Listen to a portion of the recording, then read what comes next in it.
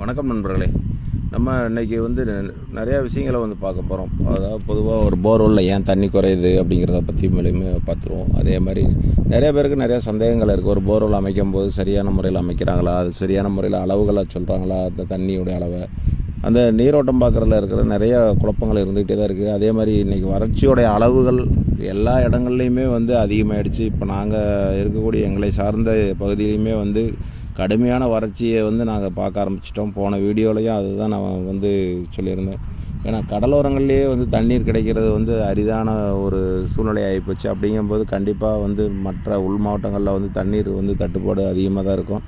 இந்த வறட்சி நிலை நம்ம 2017 கம்பேர் பண்ணும்போது கிட்டத்தட்ட ஒரே சாயலில் தான் இருக்குது. ஏன்னா நிறைய இடங்களில் அந்த மழை பொழிவுங்கிறது ஒரு அளவுகள் குறைஞ்சது ஒரு காரணம். அடுத்தால இந்த நீர் சேமிப்புலாம் நம்ம சரிவர கடைபிடிக்காதது ஒன்று. ஏன்னா நம்ம ஏற்கனவே நிறையா வறட்சிகளை கடந்து தான் வந்துக்கிட்டு இருக்கோம்.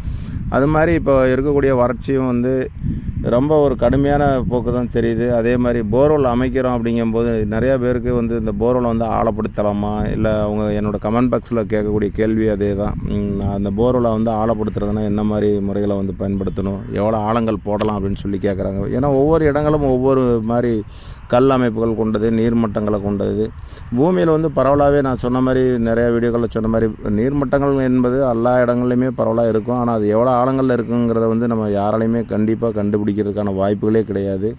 அதே மாதிரி ஒரு போர்வெல் அமைக்கும் போது இன்றைக்கி கிட்டத்தட்ட நாங்கள் அமைக்கக்கூடிய போர்வெல்லே கிட்டத்தட்ட ஒரு 90% ஃபெயிலியர் தான். அதாவது என்னென்னு கேட்டிங்கன்னா, கிட்டத்தட்ட நமக்கு அந்த போர்வெல்லில் தண்ணீர் வருதா அப்படின்னா தண்ணீர் ரொம்ப குறைவாக தான் வருது.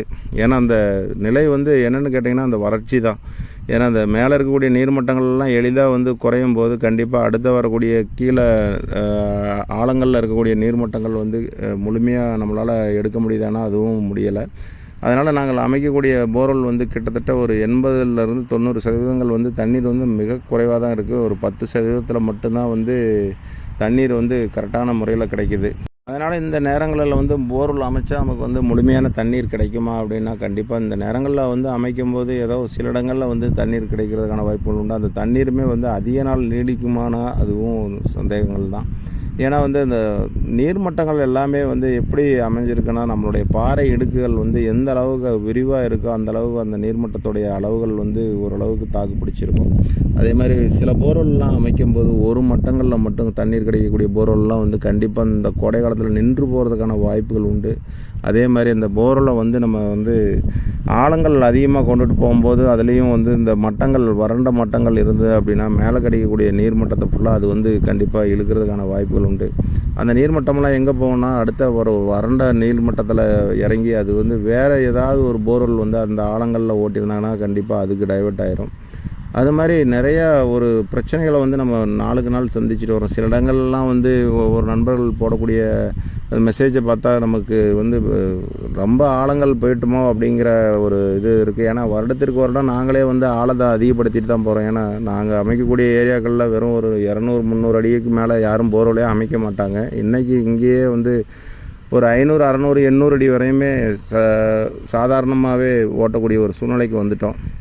இது மாதிரி இன்னும் வருடங்கள் கடக்க கண்டிப்பாக இது ஆழங்கள் போயிட்டே தான் இருக்கும். ஆனால் அந்த தண்ணியோட நீர்மட்டங்கள்லாம் நமக்கு திரும்ப கிடைக்குமா அப்படின்னா கண்டிப்பாக ரொம்ப சந்தேகங்கள் தான். ஏன்னா நம்ம இந்த மழைநீருங்கிறது ஒன்று தான் நமக்கு பெரிய ஆதாரமே. அந்த மழைக்காலங்களில் அந்த நீரை நம்ம கம்ப்ளீட்டாக முடிந்த அளவுக்கு நம்மளுடைய நிலத்திலேயே உள்ளே செலுத்தினா மட்டும்தான் நமக்கு அந்த நீர்மட்டங்கள்லாம் உயர வாய்ப்புண்டு. அந்த நீர்மட்டத்தை உயர்த்துறது எப்படின்னு சொல்லிட்டு நிறைய வீடியோக்கள் இருக்குது. அதாவது என்னென்னா பூமியில் அந்த போர்வெல் வறண்ட போர்வெல்லாம் தண்ணீர் வராத போர்வெல்லாம் மழைநீர் சேகரிப்பானா எப்படியெல்லாம் பயன்படுத்துகிறாங்கிறது நிறையா நண்பர்கள் போட்டிருப்பாங்க. கண்டிப்பாக அதையும் பாருங்கள். அதே மாதிரி அந்த மாதிரி செஞ்சு நாங்களே போர்வெல் அமைச்சு கொடுத்து நிறைய இடங்களில் தண்ணீர் வறண்ட போர்வெல்லாம் இந்த மாதிரி மழைநீர் சேகரிப்பு நாங்களே அமைச்சு கொடுத்துட்டு கூட வந்திருக்கோம். ஆனால் அதுக்கான காணொலியை நாங்கள் அப்போ எடுக்கலை. ஏன்னா அந்த மழைநீரோடைய முக்கியத்துவம் இன்றைக்கி இந்த வறட்சி வரும்போது தான் கண்டிப்பாக நமக்கு தெரியுது. ஏன்னா குடிநீர் ஆதாரமே கம்ப்ளீட்டாக நம்ம பூமியிலேருந்து ஒவ்வொரு இடத்துலையுமே நாளுக்கு நாள் குறைஞ்சிட்டு போகிறதுனால நமக்கு கண்டிப்பாக நீ வரக்கூடிய காலகட்டத்தில் அது நமக்கு ஒரு இன்றியமையாத ஒரு இது. அதே மாதிரி ஒரு போர்வெல் வந்து ஆழப்படுத்தலாமான்னு நிறைய நண்பர்கள் கேட்குறாங்க. அதாவது போர்வெல்லில் வந்து தண்ணீரோடைய அளவை பொறுத்து நீங்கள் ஆழப்படுத்துறது வந்து கண்டிப்பாக ஒரு கை கொடுக்கும். ஏன்னா வந்து ஒரு குறைஞ்ச தண்ணீர் வருது, ஒரு 1 இன்ச்சு 1/2 இன்ச்செல்லாம் வருது அப்படின்னா அந்த மாதிரி போர்வெல்லாம் தயவு செஞ்சு ஆழப்படுத்தாதீங்க. ஏன்னா அது வந்து ரொம்ப ஆழப்படுத்துனீங்கனாலும் ஒன்றும் பெருசாக வந்து நமக்கு வந்து பலன் கொடுக்காது. ஏன்னா அந்த நீர்மட்டம் வந்து ஒரு மேல் மட்டத்திலிருந்து கிடச்சிருந்ததுன்னா கண்டிப்பாக அது வந்து கீழே எவ்வளோ ஆழங்கள் போனீங்கனாலும் கண்டிப்பாக வந்து கிடைக்காது. அதே மாதிரி இந்த 2, 3 மாதங்கள் இந்த வறட்சியை நம்ம வந்து சமாளிச்சிட்டோம் அப்படின்னா கண்டிப்பாக அடுத்த ஒரு மழைக்காலங்கள் வரும்போது ஓரளவுக்கு வெகுவாக நம்மளுடைய பூமியோட நீர்மட்டம் வந்து உயர்றதுக்கு வாய்ப்புகள் நிறையாவே இருக்குது. அப்போ வந்து நம்ம வந்து கொஞ்சம் சரிவர நம்ம இந்த இதெல்லாம் வந்து செய்யும்போது கண்டிப்பாக நம்மளுடைய போர்வெல்லே வந்து சப்ளை கொடுக்கணும். அதே மாதிரி நாங்கள் அமைக்கிற போர்வெல்லையே வந்து நிறைய போர்வெல் தண்ணீர் வந்த போர்வெல் கூட திடீர்னு நின்று போயிடும். அதெல்லாம் வந்து என்னென்னு நம்ம பார்த்தோம்னா அந்த ஒரு மட்டத்தை சார்ந்த போர்வெல்லாக தான் இருக்கும். பார்த்திங்கன்னா முழுமையாக வந்து ஒரே ஒரு மட்டத்தை மட்டும் நம்பி இயங்கக்கூடிய போர்வெல். அதாவது போர் ஓட்டிகிட்டு இருக்கும்போது ஒரு இடத்துல மட்டும் நல்ல தண்ணீர் வரும், மற்ற இடங்களில் வந்து அது வந்து பெருசாக இருக்காது. அந்த மாதிரி போர்வெல், அதாவது அது இயக்கும் போதே எங்களுக்கு வந்து தெரியும் அந்த மாதிரி போர்வெல்லாம் எப்படி இருக்குன்னா, உங்களுக்கு வந்து தண்ணீர் வந்து ஃபஸ்ட்டு நாங்கள் போர்வெல் அமைச்சிட்டு இருக்கும்போது அந்த மட்டத்தில் வரும்போது நல்ல ப்ரெஷராக இருக்கும். அதே இது கீழே ஆழங்கள் அதிகம் கொண்டு போகும்போது அந்த தண்ணீரே குறைஞ்சி போயிடும், போர்வெல் அமைக்கும் போதே குறைஞ்சி போயிடும். அந்த மாதிரி போர்வெல்லாம் வந்து நாங்கள் வந்து ரொம்ப ஆழங்கள் வந்து கொண்டு போகிறத வந்து விரும்ப மாட்டோம். அதை வந்து சில இடங்களில் வந்து நம்ம சொல்லும் போது அவங்க ஏற்றுக்கிட்டாங்கன்னா நம்ம வந்து இது பண்ணுவோம். சிலர் வந்து அதை தர்க்கம் பண்ணும்போது நம்ம கண்டிப்பாக அவங்க சொல்லக்கூடிய ஆழங்கள் ஓட்டி கொடுத்து தான் ஆகணும். அதே மாதிரி இந்த நேரங்களில் வந்து நம்ம வந்து சில விஷயங்களை வந்து நம்ம வந்து கண்கூடாக வந்து கண்காணிக்கணும். அதாவது என்னென்னா நிறைய விஷயங்களை வந்து நம்ம கண்காணிக்க தவறிடுறோம். அதாவது ஒரு போர்வெல் அமைக்கும்போது எத்தனை மட்டங்கள் உடையுது அப்படின்னு சொல்லிட்டு ஒரு போர்வெல் வாகனத்தில் இருக்கவங்க சொல்கிறத வந்து முழுமையாக நம்ப வேண்டாம். நீங்களே பாருங்கள், அது வந்து எளிதான ஒரு விஷயந்தான். அதை வந்து பெரிய சயின்டிஃபிக் இதெல்லாம் கிடையாது. அந்த நீர்மட்டங்கள் வந்து எப்படி இருக்கும் அப்படின்னா, இப்போ ஒரு போர்வெல் ட்ரில் பண்ணிகிட்டு இருக்கும்போது ஒரு 100 அடி ஆழங்கள் போகும்போது பார்த்திங்கன்னா அந்த கல்லுடைய தன்மை வந்து கலர் வேறு மாதிரி மாறுதா, அப்போ அந்த இடத்துல கண்டிப்பாக ஒரு பிளவுகள், கண்டிப்பாக பாறையோட பிளவுகள் இருந்தே ஆகணும். அதே மாதிரி ஒரு சில நேரங்களில் பார்த்திங்கன்னா அந்த பிளவுகள்லாம் வந்து 2, 3 அடி ஆழத்திற்கு கூட இருக்கும்.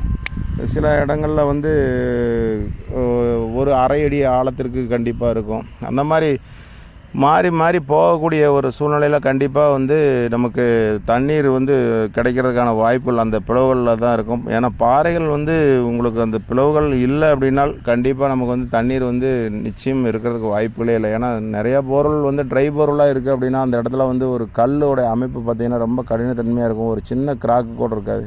அந்த மாதிரி போர்வெல்லாம் தண்ணி வரவழைக்க முடியுமான்னு 100% முடியாது. ஏன்னா அந்த இடத்துல இருக்கிறதுக்கான வாய்ப்புகள் இல்லை. வேணால் ரொம்ப ஆழங்கள் கீழே ஏதாவது இருந்தால் இருக்கலாம், மற்றபடி மேலே இருக்கக்கூடிய மட்டங்கள் வந்து ரொம்ப கடினத்தன்மையாக ஆயிடுச்சு அப்படின்னாவே அந்த இடத்துல வந்து தண்ணீர் இருக்கிறதுக்கான வாய்ப்புகள் குறைவு. இப்போ நாங்கள் ஒரு போர்வெல் அமைக்கும்போது ஒரு எளிய முறையை வந்து நாங்கள் கடைப்பிடிப்போம். எப்படின்னு கேட்டிங்கன்னா, அந்த பைப்பு போகக்கூடிய ஆழத்தை வச்சு நாங்கள் வந்து அதுக்கு கீழே இருக்கக்கூடிய கல் வந்து இப்படி தான் இருக்கும் அப்படிங்கிறத வந்து நாங்கள் கணிப்போம்.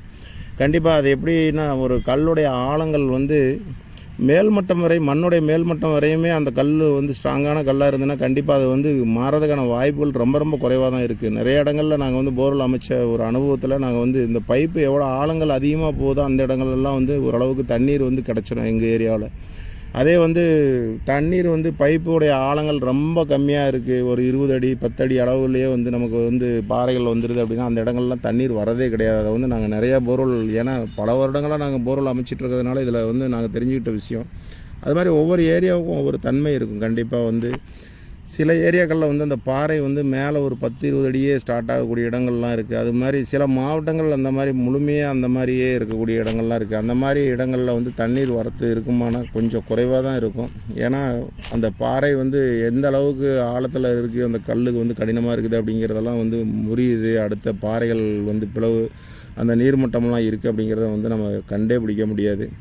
சில போரெல்லாம் ஒரு 500 அடி 600 அடி அளவுக்கு ஓட்ட வரையுமே கம்ப்ளீட்டாக டஸ்ட்டாக போகுது அப்படின்னால் கண்டிப்பாக அந்த மாதிரி போரெல்லாம் கொஞ்சம் கவனமாக தான் நம்ம வந்து போடணும். ஏன்னா வந்து ஒரு 500 அடி அளவுக்கு தான் நம்ம வந்து நம்ம ஊர்களில் வந்து நம்ம தமிழ்நாட்டை பொறுத்த வரையும் பரவாயில்ல, ஒரு சில மாவட்டங்களை தவிர்த்து மற்ற எல்லா மாவட்டங்கள்லேயுமே வந்து இந்த 500 அடி 400 அடியில் கிடைக்கக்கூடிய தண்ணீர் தான் எல்லா இடத்துலையுமே. அதுக்கு கீழே போனால் கடின பாறை வந்துடும்.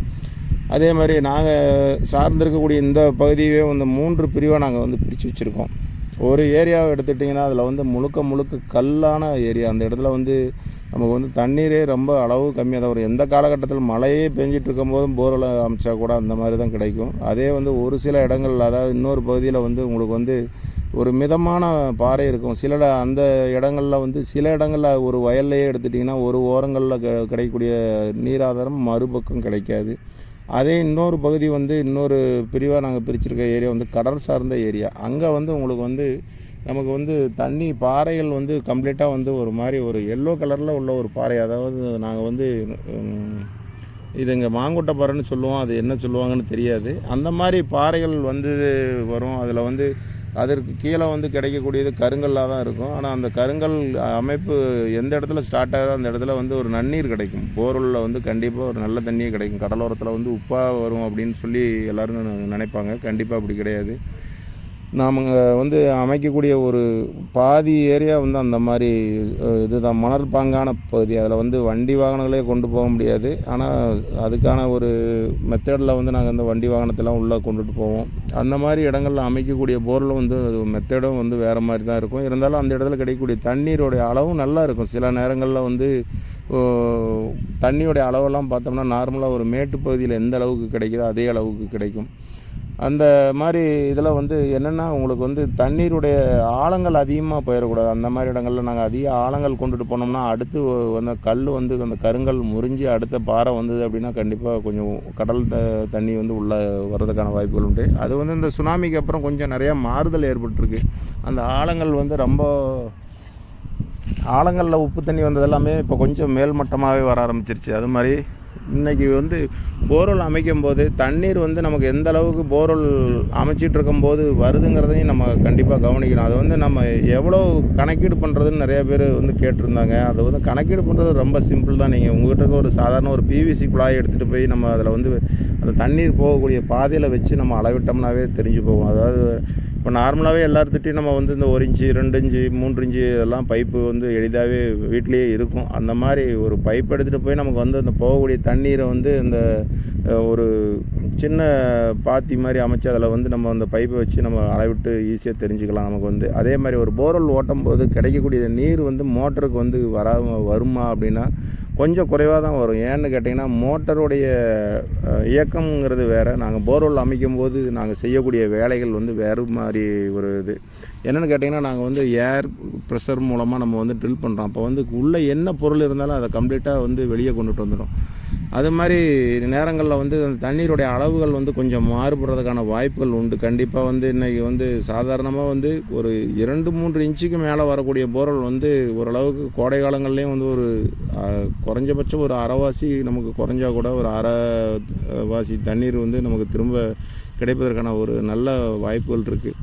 அந்த மாதிரி நேரங்களில் வந்து அந்த மோட்டரை வந்து நம்ம முழுமையாகவும் இயக்க முடியாது. அந்த மாதிரி நேரங்களில் அந்த மோட்டரை வந்து கொஞ்சம் நேரம் நிப்பாட்டி அந்த தண்ணீர் வந்து பெருக விட்டு நம்ம வந்து இயக்கிக்கிறது தான் வந்து ஒரு நல்ல வழி. அது மாதிரி அந்த மழை காலங்கள் வரும்போது அந்த மாதிரி போர்வெல்லாம் எளிதாக மறுபடியும் வந்து திரும்ப தண்ணீர் வந்து சேர்ந்து விடும். அதே மாதிரி சில போர்வெல்லில் வந்து நீங்கள் என்ன மழைநீர் சேகரிப்பு அமைச்சிங்கனாலும் சில ஏரியாக்களில் வந்து கண்டிப்பாக அந்த தண்ணீர் வந்து பெருகவே பெருகாது. காரணம் அந்த கல்லில் உள்ளே இருக்கக்கூடிய மாற்றங்கள், அந்த இருக்கக்கூடிய அமைப்பு அந்த மாதிரி ஒரு இது இருக்கும். அந்த மாதிரி ஏரியாலாம் வந்து ஒன்றுமே செய்ய முடியாது. இன்றைக்கி ஒரு நண்பர் சொல்லியிருந்தார், கிட்டத்தட்ட நாங்கள்லாம் வந்து 1000 அடிக்கு மேலே வந்து போர்வெல் அமைச்சிட்ருக்கோம், 2000 அடி வரையுமே நாங்கள் ரீச் பண்ணிட்டோம் அப்படின்னு சொல்லிட்டு. இந்த கோவை மாவட்டம் திருப்பூர் மாவட்டத்தை சேர்ந்த நண்பராக தான் இருக்குன்னு நினைக்கிறேன். கண்டிப்பாக அவர் சொன்னதே எனக்கு அது என்னென்னா அது வந்து அந்த ஏரியாக்கள்லாம் வந்து அதிக அளவு போர்வெல் இருக்கிறதுக்கான வாய்ப்புகள் உண்டு. ஏன்னா தண்ணீரை வந்து நிலத்தடி நீரை வந்து முழுமையாக அவங்க நம்பிட்டு இருக்கிறது தான் அந்த பிரச்சனையே. ஏன்னா நிறையா போர்வெல் அமைக்கும் போது அந்த தண்ணீரை வந்து நிலத்தடி நீர் வந்து எல்லா போர்வெலும் சமமாக பகிரும்போது கண்டிப்பாக அந்த பிரச்சனைகள்லாம் வரும். அந்த ஆழங்கள்லாம் போய் அவங்க செலவு பண்ணி எடுக்கக்கூடிய நீர் அவங்களுக்கு ஏதோ ஒரு வகையில் அது ஹெல்ப்ஃபுல்லாக இருக்கலாம். மற்றபடி நம்ம வந்து இந்த அளவுக்கு போர்வெல் ஆழங்கள்லாம் கொண்டு போனோம்னா கண்டிப்பாக அதுக்கு போடக்கூடிய மோட்டர் அதுக்கூடிய இதெல்லாம் வந்து ரொம்ப செலவினங்கள் பிடிச்சது தான். விவசாயத்திற்கு வந்து அந்த மாதிரி செலவு செஞ்சு நம்ம வந்து இந்த பயிர் வகைகள்லாம் வைக்கிறதுங்கிறது கொஞ்சம் சிரமமான விஷயம். அதே மாதிரி சில போர்வெல்லில் வந்து இந்த போல்ட்ரஸ் மட்டம்னு சொல்லிட்டு நாங்கள் எங்கள் இடங்கள்லாம் வரும். அந்த இடங்களில் தண்ணீர் நல்லா இருக்கும். ஆனால் அந்த போர்வெல் வந்து நின்று எல்லாம் கம்ப்ளீட்டாக நிறந்து போயிடும், ஃபுல்லாக கம்ப்ளீட்டாக லாக் ஆகிடும். அந்த போர்வெல்லில் வந்து வரக்கூடிய அந்த போல்டர்ஸ் மட்டங்கிறது ஒரு சின்ன சின்ன உருண்டை கல்கள் வந்து ஃபுல்லாக வந்து 1 அடி 2 அடி உயரத்திற்கு வந்து அமைஞ்சிருக்கும். அந்த மாதிரி இடங்கள்லாம் வந்து அந்த போர்வெல் வந்து நாங்கள் வேற ஒரு மெத்தடை பயன்படுத்தி தான் வந்து லாக் பண்ணுவோம். அது மாதிரி இந்த கோடை காலத்தில் வந்து நிறையா நம்ம தற்காப்பு விஷயங்களையும் பார்க்கணும். நிறையா போர்வெல் வந்து அமைக்கக்கூடிய நேரங்கள் அடுத்த மழைக்காலங்கள் வரும்போது கண்டிப்பாக நம்ம போர்வெல் எல்லாமே வந்து திரும்ப ரீசார்ஜ் ஆகிடும். அது மாதிரி நிறைய பயனுள்ள தகவல்கள் வந்து புதிய புதிய வீடியோக்களாக போடுறோம். கண்டிப்பாக பாருங்கள். உங்களுக்கான விஷயங்கள் கண்டிப்பாக அதில் ஏதாவது ஒரு வீடியோவில் இருக்கும். என்னோடய பழைய வீடியோக்குள்ளேயும் நிறையா தகவல் சொல்லியிருக்கோம். அந்த தகவல்லாம் பாருங்கள். உங்களுக்கு கிடைச்ச தகவலை வச்சு நீங்கள் உங்களுக்கான ஒரு பயனான ஒரு செய்தியை வந்து கண்டிப்பாக எங்களோட பகிர்ந்துக்குங்க. உங்களுக்கு சந்தேகங்கள் இருந்ததுன்னா கண்டிப்பாக கமெண்ட் பாக்ஸில் வந்து பதிவிடுங்க. அதற்கான விளக்கங்கள் கண்டிப்பாக உங்களுக்காக நாங்கள் அப்லோட் பண்ணுறோம். நன்றி.